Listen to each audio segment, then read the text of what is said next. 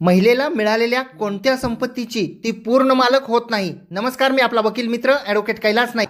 हिंदू वारसा कायदा 1956च्या कलम 14(2) प्रमाणे एखाद्या महिलेला कोणत्याही प्रकारे मिळकत मिळालेली असेल तर ती मिळकत त्या हिंदू स्त्रीची एकटीची पूर्ण मालकीची मिळकत होते।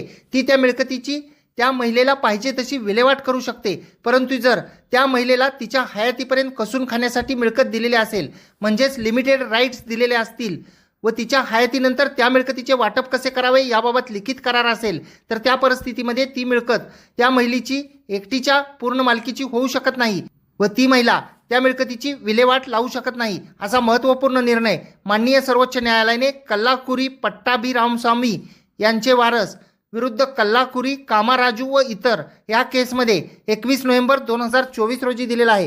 व्हिडिओ आवडल्यास व्हिडिओला शेअर करा। कोर्ट कचेरी या यूट्यूब चॅनलला सबस्क्राईब करा। फेसबुक इंस्टाग्रामवर पाहत असाल तर फॉलो जरूर करा।